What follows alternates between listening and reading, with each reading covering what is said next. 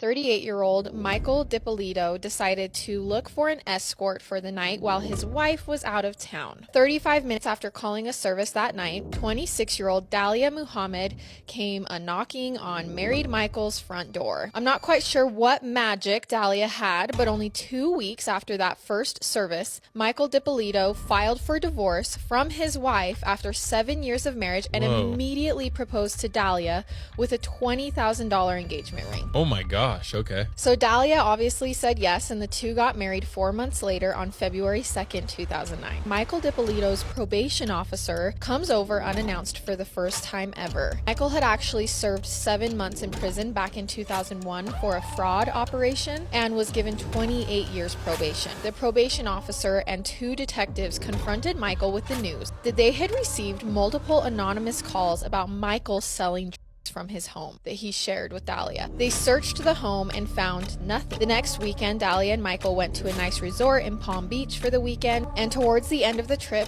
Michael and Dalia woke up to police searching Michael's car in the parking lot, claiming they had received another anonymous call that he was dealing with out of his car. Once again, the cops search it and find nothing. 2 weeks later, Michael and Dalia finish their dinner at a fancy restaurant when they exit the restaurant and find police searching Michael's car in the parking lot again. This time, police discover an actual baggie of cocaine in the vehicle. It was inside a pack of cigarettes, and Michael pleaded with them, "Please, I'm being set up. This has happened 3 times." And because of all of the anonymous false accusations, the police actually decided to let him go. The next morning, Dalia broke the news to Michael that she was pregnant, and together this couple happily began planning for this next chapter of their life together. Dalia headed to the gym, and Michael got ready to walk the dogs. This is just like a couple months later. It was roughly an hour later when Dalia received an unexpected call at the gym from a sergeant with the Boynton Police Department asking her to return home immediately. Something had happened. Dalia rushed home and was astonished to see crime scene tape, news crews, and police surrounding her home. Dalia walks up to police and they tell her that they had responded to a call of shots fired at her home earlier that morning, and her husband, Michael DiPolito, was